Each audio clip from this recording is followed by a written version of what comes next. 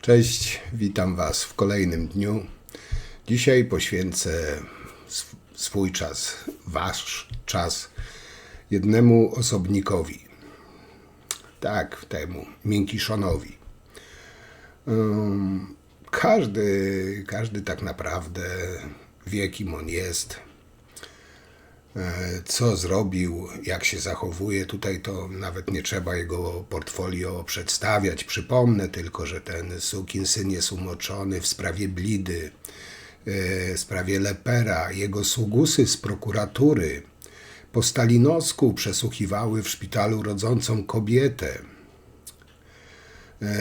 Właśnie on zaorał praworządność w Polsce, prowadził prywatną wendetę za rzekome zabicie jego ojca. Wykorzystywał do tego cały aparat państwowy, żeby się zemścić na lekarzu. Przez niego na wiele lat, można powiedzieć, padła polska transplantologia. I tutaj taki apel do rządzących: zero litości dla tej kuryku, że tak się wyrażę. Jak pewnie wiecie, na jutro jest zaplanowane przesłuchanie w komisji do sprawy Pegasusa. Nasz pistolecik na początku się odgrażał, że użyje broni przeciwko bandytom, w domyśle służbom, które po niego przyjdą. Sądy polskie nazywa bandyckimi sądami, ale gdy się zbliża nieuchronnie czas komisji, nasz Miękiszon pistolecik wziął się, zesrał i spierdolił. Przepraszam za określenie. Podobno całkiem przez przypadek wsiadł do samolotu relacji Bruksela-Budapeszt. No i jak? Człowieku, czyś ty też zwariował? Przecież ty masz być chory. No, ty jesteś chory! Ciężko chory! 50 000 złotych ten dzień mnie kosztował. Czy chcesz siedzieć razem ze mną? Jak ci się nudzi, to wyjedź! Na grzyby pojedź! Szlak mnie trafi. Tak jest, to jest bardzo dobra koncepcja, bardzo dobra koncepcja. Niech pan jedzie na grzyby, niech pan jedzie na grzyby, proszę bardzo. Jak doskonale wiecie, Ziobro przez ponad 7 miesięcy ukrywał się za ciężką chorobą. Jak doskonale wiecie, miał poprzeszczepiany żołądek do płuca, płuco do przełyku, przełyk do mózgu, mózg do dupy. Cuda nie kiju, chodzący Frankenstein, rurki, respiratory od handlarza bronią. Był popodłańczany niczym Robocop. Ale jak wiecie, cudownie ozdrowiał. Cud nad Wisłą, raka zwalczył dzielny Zbysio. I teraz odgraża się i sędziom, i policji, i rządzącym. Ale tak powiedziałem, naszemu Zbysiowi został zdjęty immunitet i został też przez sąd wydany nakaz doprowadzenia na komisję.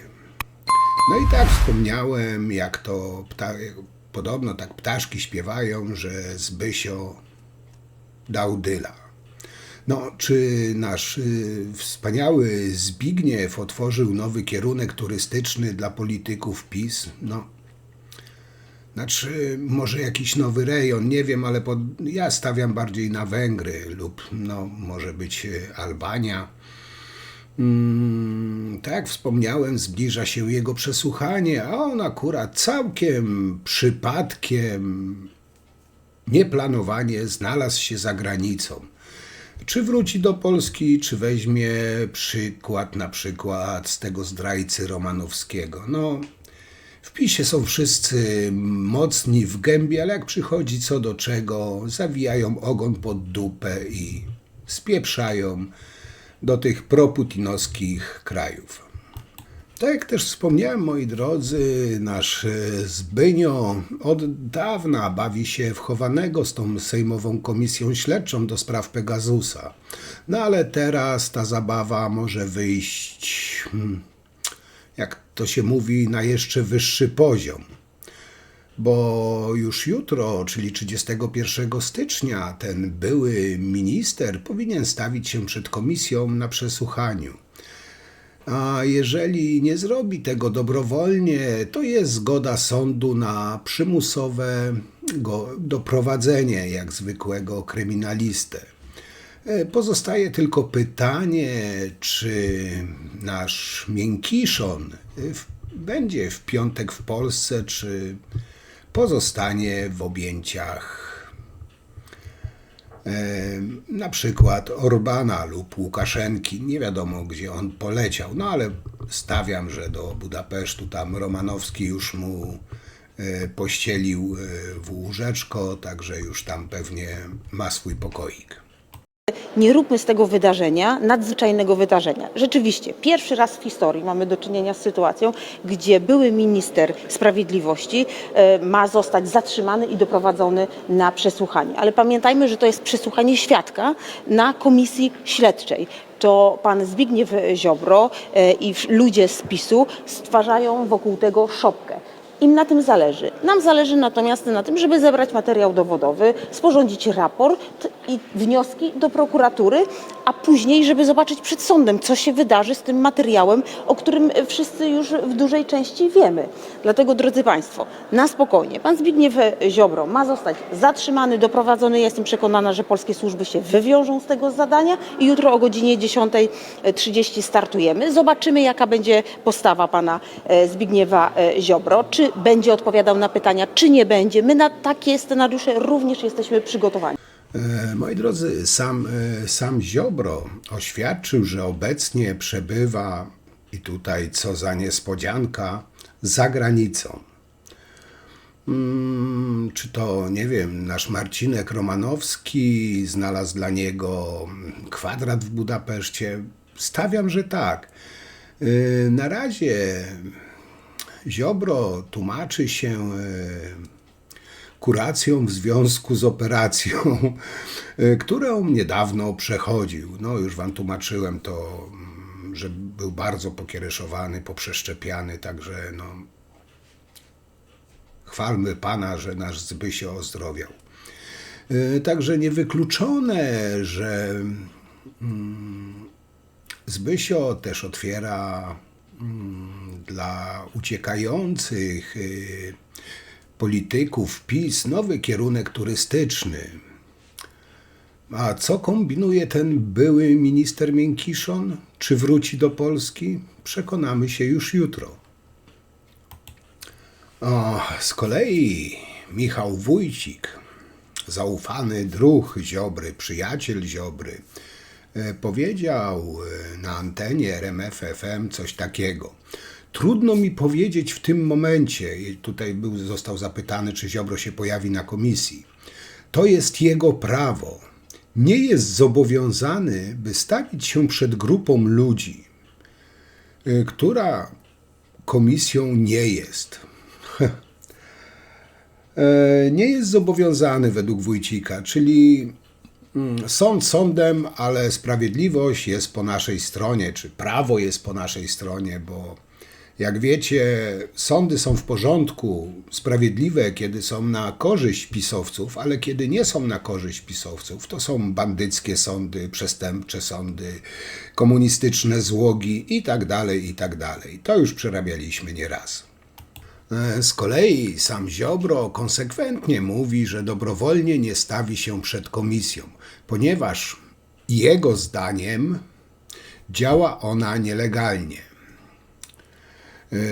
Ziobro podpiera się wyrokiem tego upolitycznionego Trybunału Kucharskiego przy Łębskiej, który jak na zamówienie PiS-u orzekł, że jej zakres działalności komisji jest niezgodny z konstytucją. Norma. Na antenie Polsat News zapowiedział jednak buńczucznie, że 31 stycznia, czyli jutro, będzie w kraju. No ciekawe. Nawet jeżeli pan nie uważa, że to jest komisja, ani żeby ktoś do pana pukał rano, pana niepokoi. Ale dlaczego, jeżeli bandyta chce mnie do czegoś zmusić, ja mam ulec bandycie? Ja wiecie, że byłem zwolennikiem prawa szerokiego do obrony koniecznej, sam rozszerzyłem prawo do obrony koniecznej. Przed bandytami można się bronić, a jeżeli nawet nie czyni się tego w sposób aktywny i fizyczny, bo ja przecież szanuję policjantów i oni będą zmuszani do pewnych czynności i na pewno nie będę chciał im, gdyby mi nie przyszło do głowy, żeby krzywdę im zrobić jakąś.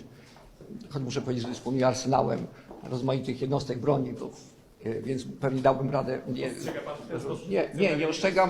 Nie ostrzegam przeciwnie żadnego niebezpieczeństwa z mojej strony, nic im nie grozi, wręcz przeciwnie, zawsze bym chronił polskich funkcjonariuszy. Arsenałem broni dysponuje.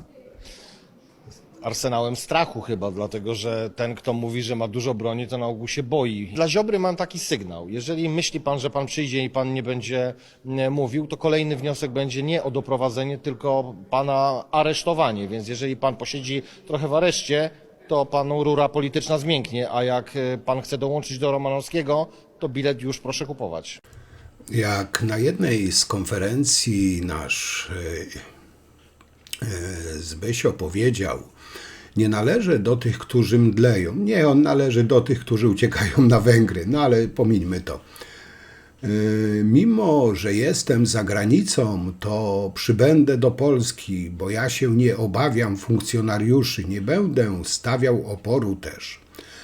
Ale postawię sprawę jasno. Pokazując wyrok Trybunału Konstytucyjnego, oświadczył nasz Miękiszonek. Zarzucił też oczywiście obecnej władzy, że szuka igrzysk i jego siłowe zatrzymanie ma być elementem widowiska. No według mnie to on widowiska robił na przykład jak wysyłał całą armię do Barbary Blidy, która postrzeliła się 2 razy w głowę, ale to już jest inna bajka. Jeżeli Ziobro faktycznie będzie w Polsce, to może dojść do efektownych scen tak naprawdę. Wszak ten zacny polityk już sugerował, że jest posiadaczem arsenału broni. Czy planuje jakieś pokazy rodem z westernów lub filmów akcji? No, przekonamy się, ale ja stawiam, że Ziobrze z Budapesztu samolot uciekł i się jednak nie stawi. Jak powiedziała, myślę, że żartobliwie, przewodnicząca Sejmowej Komisji Śledczej Magdalena Sroka powiedziała tak: mam nadzieję, że nie będziemy musieli siedzieć w kamizelkach kuloodpornych na komisji, że Zbigniew Ziobro nie będzie chojrakował, a będzie odpowiadał na zadawane pytania. No, po takim kliencie można się wszystkiego spodziewać. Tak czy inaczej, moi drodzy, jeśli nasz Zbynio Miękiszon pojawi się w Polsce jutro, to zapewne będziemy świadkami mocnych obrazków zatrzymania Ziobry i doprowadzenia go przed oblicze Sejmowej Komisji Śledczej. I tutaj jest chyba niewykluczone, że na Nowogrodzkiej, na tych obrazkach będzie zależało, bo wiecie, to jest takie paliwo do kolejnych służb modlitewnych, wiecie, wojownicy Marii, niewolnicy Jezusa, komandosi Boga i te wszystkie dewotki z klubu Gazety Polskiej będą pod komisją modlić się lub też będą chcieli Zbyszka odbić.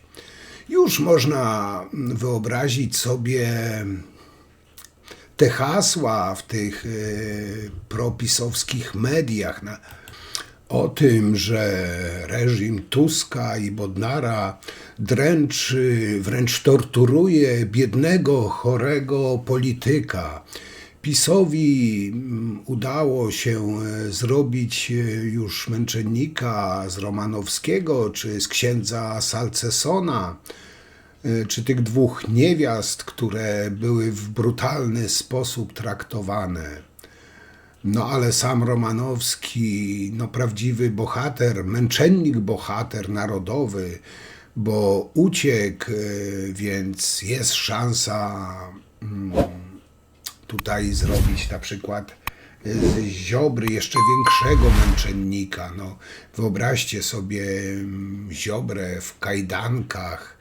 No przecież to będą nieludzkie tortury. Człowiekowi założyli kajdanki. Tego nie ma w najgorszych reżimach świata. Już widzę te nagłówki.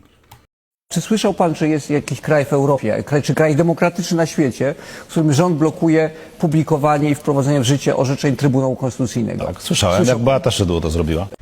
Także, moi drodzy, nasz Zbysio Miękiszon twierdzi, że dobrowolnie nie stawi się przed formalnie nieistniejącą według niego komisją śledczą do spraw Pegasusa. Póki co to faktycznie możliwe, bo tak jak wspomniałem, Ziobro przez przypadek wsiadł do samolotu relacji,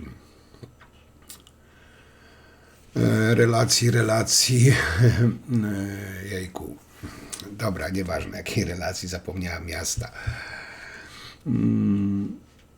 No, udał się w kierunku swoich przyjaciół.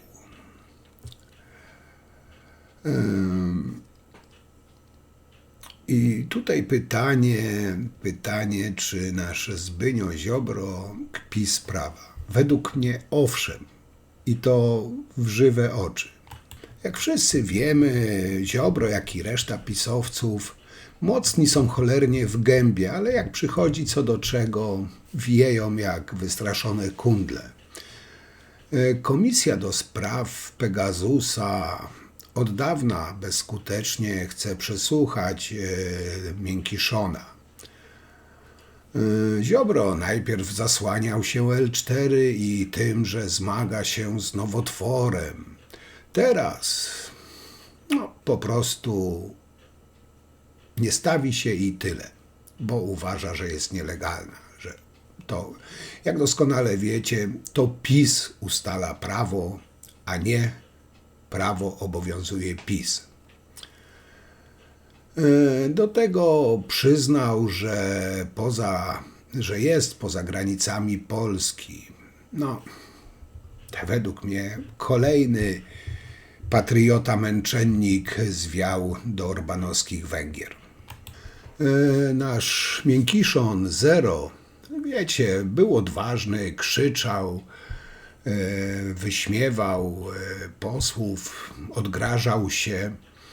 No, do czasu, kiedy sąd nie wydał postanowienia o przymusowym doprowadzeniu tego tchórza Miękiszona przed oblicze Komisji Sejmowej. Bo gdy już sąd wydał nawet zgodę na zatrzymanie i przymusowe doprowadzenie Ziobry przed komisję, jak widać tutaj Ziobro wymiękła mu rura i jakoś zwiał, wyciszył się, tylko gdzieś tam poszczekuje z zagranicy. No, jak widać, posłom PiS poczucie, że są ponad prawem, weszło już w krew. Liczę na was! Otóż mam nadzieję, że nie okażecie się takimi fujarami, jak za czasów Trybunału Stanu. Otóż pozwólcie, że zacytuję. Pozwólcie, nie bójcie się słów konstytucji, które będę tu przytaczał. Tak bardzo lubiliście powoływać się na ten akt prawny. Zacytuję. Otóż artykuł 187. Panie ministrze, czas pana wypowiedzi minął. Mówi, że Krajowa Rada... Panie ministrze, czas pana wypowiedzi minął. Zamykam na tym. Proszę bardzo, ma pan 10 sekund. Ma pan 10 sekund, panie ministrze. Krajowa, a jak się boją konstytucji? Dziękuję bardzo, panie ministrze. Proszę o zabranie głosu pana posła Krzysztofa Śmiszka w celu przedstawienia... Jak brzmiał Ziobro na jednej ze swoich licznych konferencji, które jeszcze udzielał w Polsce, bo był taki dzielny, taki odważny, taki James 000, krzyczał: wróciła komuna z sędziami wydającymi wyroki na partyjne zamówienie. No, coś mi się to wydaje bardziej kojarzy z PiS-em, ale pomińmy to. Jak mówił Adam Bodnar, właśnie po to w drodze przestępstwa nielegalnie wyrzucił niezależnych sędziów Sądu Okręgowego i Apelacyjnego w Warszawie, gdzie toczą się najważniejsze polityczne sprawy, aby władza polityczna była pewna wyroków przed ich ogłoszeniem. I wiecie, co wam powiem? Jakim ten Ziobro jest durniem i prawniczym ignorantem. Wrzeszczy na Adama Bodnara, że odwołuje prokuratorów, sędziów i prezesów sądów w sposób niezgodny z prawem. Tylko ciekawe, jakim prawem. Podczas gdy sam nasz Miękiszon Zero, sam osobiście, jednym faksem, podkreślam, jednym faksem, odwołał ponad 100 prezesów sądów. Także, no, Ziobro, zobacz, co ty robiłeś z sądownictwem, a potem mów o czymś nielegalnym. Bo naprawdę szkoda, szkoda słów, szkoda ciągnąć, ale dobra. Nasz dzielny Zbysio Ziobro ciągnął dalej. Nigdy nie ulegnę bezprawiu i przemocy, nigdy dobrowolnie nie stawię się przed formalnie nieistniejącą komisją śledczą do spraw Pegasusa, którą Trybunał Konstytucyjny wyrokiem 10 września 2024 roku usunął z porządku prawnego, grzmiał Ziobro. No, z tym Trybunałem to mógłby sobie darować według mnie. Bo od czasu, kiedy pisowcy przejęli Trybunał Konstytucyjny, to jest zwykła kuchnia, gdzie są gotowane wyroki na zamówienie tego kieszonkowego dyktatorka. Nie wiem, bo nawet jeżeli pan nie uważa, że to jest komisja, nie żeby ktoś do pana pukał rano, pana niepokoi. Ale dlaczego, jeżeli bandyta chce mnie do czegoś zmusić, ja mam ulec bandycie? Ja wiecie, że byłem zwolennikiem prawa szerokiego do obrony koniecznej, sam rozszerzyłem prawo do obrony koniecznej. Przed bandytami można się bronić, a jeżeli nawet nie czyni się tego w sposób aktywny i fizyczny, bo ja przecież szanuję policjantów i zmuszani do pewnych czynności i na pewno nie będę chciał, gdyby mnie przyszło do głowy, żeby krzywdę im zrobić jakąś. Muszę powiedzieć, że dysponuję arsenałem rozmaitych jednostek broni, więc pewnie dałbym radę. Postrzega pan w ten sposób? Nie ostrzegam przeciwnie żadnego niebezpieczeństwa z mojej strony, nic im nie grozi, że przeciwnie, zawsze bym chronił polskich funkcjonariuszy i polskie państwo. Mam wielki szacunek dla policji. Natomiast dla bandytów czy przestępców, którzy chcą podjąć takie działania bezprawne w świetle 2 wyroków Trybunału Konstytucyjnego, czyli tego 10 września i tego z 2016 roku pod przewodnictwem pana Rzeplińskiego, który wyraźnie powiedział, że wyrok wydany na jawnej rozprawie przed Trybunałem Konstytucyjnym, jeśli nawet nie jest upubliczniony, jest już wiążący dla organów państwa, funkcjonariuszy państwa i przełamuje zasadę domniemania konstytucyjności ustawy czy uchwały aktu normatywnego. W świetle tych wyroków tej komisji nie ma. A jak nie ma, to ja jestem zwolennikiem, aby prawa bronić. Obrona konieczna dotyczy też takich zjawisk, nie tylko obrony dobra, jakim jest dobro osobiste człowieka, ale też zasad prawa, które polskiego porządku prawnego. Ale ja jako były minister sprawiedliwości zasad prawa muszę bronić przed tymi, którzy są tak naprawdę oprychami, którzy dają polskiego premiera. Zapukają do pana rano policjanci, co pan zrobi? W ten sposób obrony widzę, że się po pierwsze nie zamierzam podporządkować działaniom przestępnym podejmowanym z inicjatywy Platformy Obywatelskiej, pana Donalda Tuska, jak niektórzy sędziowie chcą wchodzić w polityczną działalność na wzór swoich kolegów z okresu stanu wojennego i wcześniej. To jest ich odpowiedzialność. Kiedyś wyegzekwujemy tę odpowiedzialność, jeśli sędziowie myślą, że będzie jak zwykle, jak później coś się zmieni, to dalej będą mieli immunitety i zachowają swoje lukratywne stany spoczynku, to się mylą.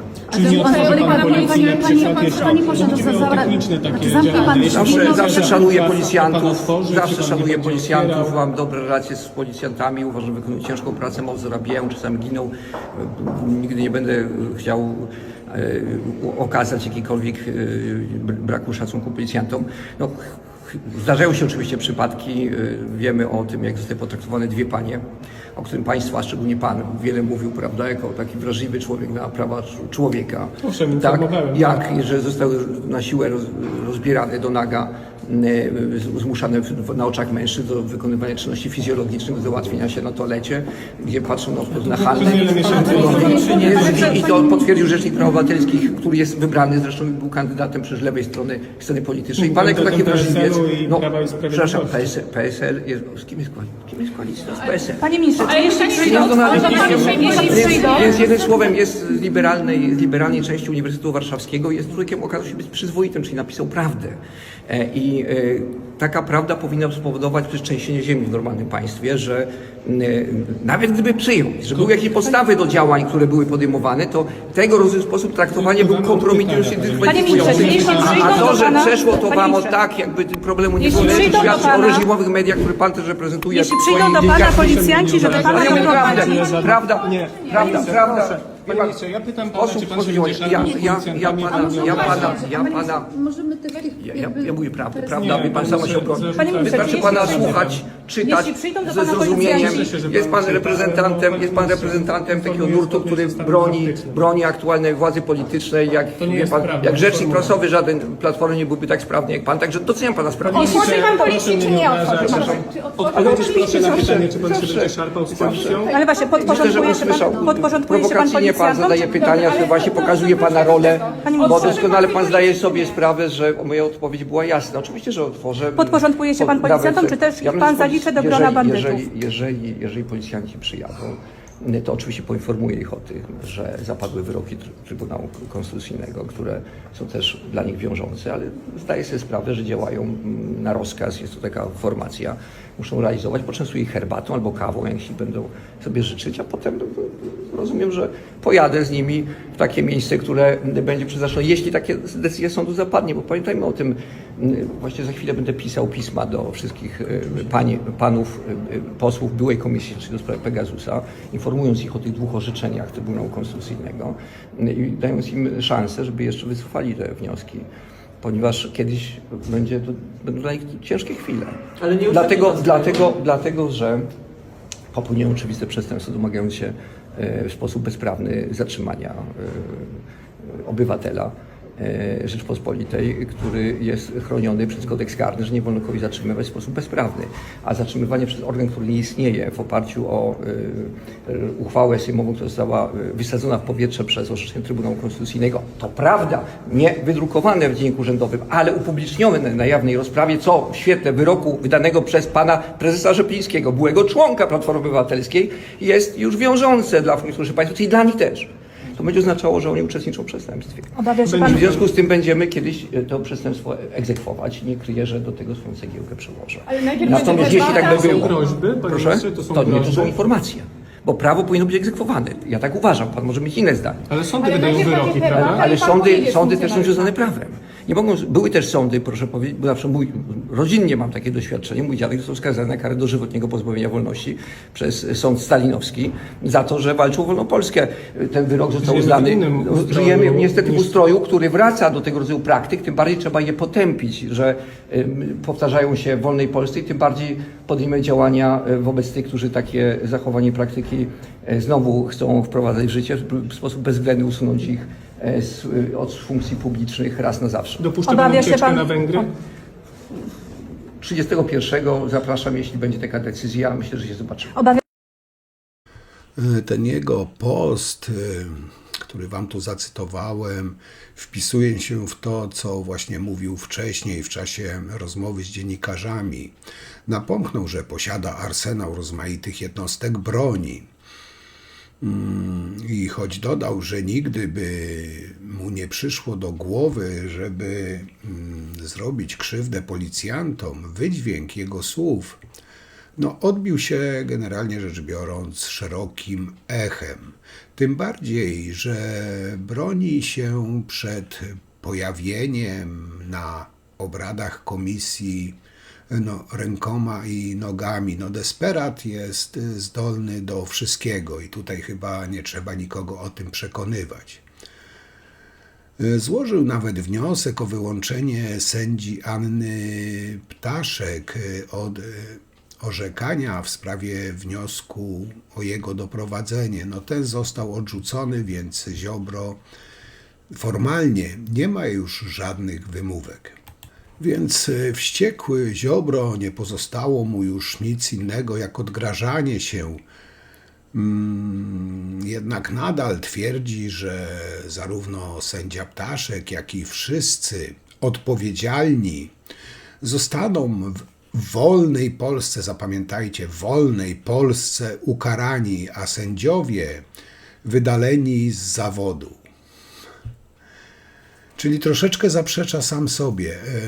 Tu narzeka, że Bodnar robi roszady, ale tu już od razu zapowiada, że jeśli PiS wróci do władzy, to będzie robił czystki w sądownictwie, w polskim wymiarze sprawiedliwości i w to jestem w stanie mu uwierzyć, bo już te czystki robił. Jak powiedział Ziobro, wolna Polska wróci, a wtedy komuna z jej sędziami, resortowymi dziećmi i towarzyszami, szmacikami musi odejść już raz na zawsze w zapomnienie. Podsumował swój wpis minister Miękiszon Zero. Tylko kto powiedział, że Ziobro doczeka tej wolnej Polski? Nie mówię tu, że zginie. Nie, broń Boże. Doczeka na wolności tej wolnej Polski. Moi drodzy, adwokat Waldemar G., który współpracował z tą Zjednoczoną Prawicą, wyobraźcie sobie, że zaczął sypać. Zdecydował się na współpracę podczas innego śledztwa, w którym był podejrzanym. Jego zeznania dotyczą Funduszu Sprawiedliwości i obciążają samego Ziobrę. Więc niech Ziobro nie będzie taki na 100% pewny, że on będzie jeszcze kiedykolwiek, jakimkolwiek prokuratorem. I tak już, moi drodzy, podsumowując, przypomnę. Pytanie do Ziobry.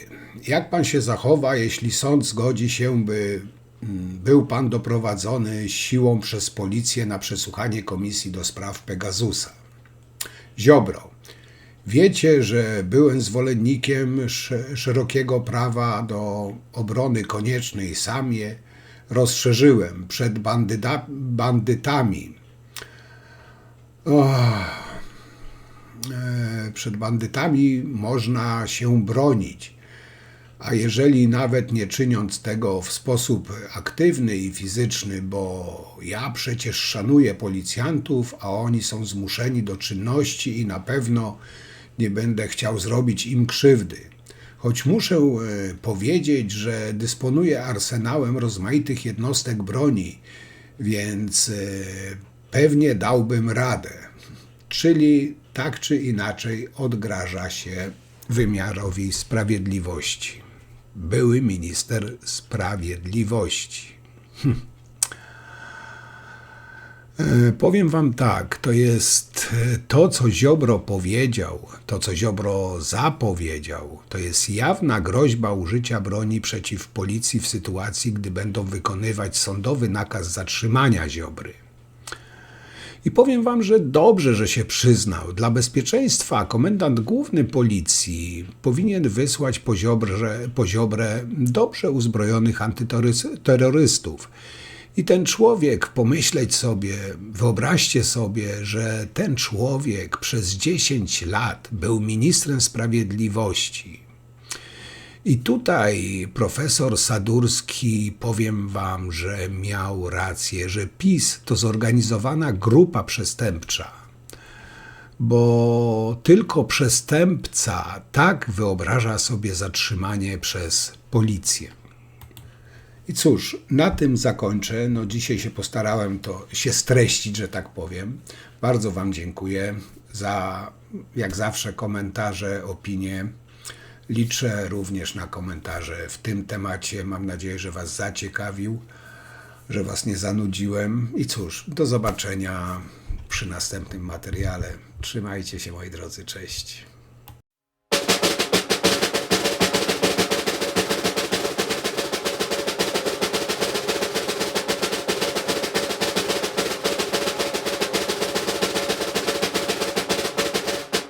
Gdyby musiał się pan gdzieś przeprowadzić, ale tak musiał, to gdzie? No gdzieś na wschód, bo w wielkiej mierze moja rodzina i to z obu stron, tylko ze strony mamy no to teraz zwierzęszczyzna, a ze strony ojca tu bliżej w obecnych granicach Polski, ale no i tam jest dobrze.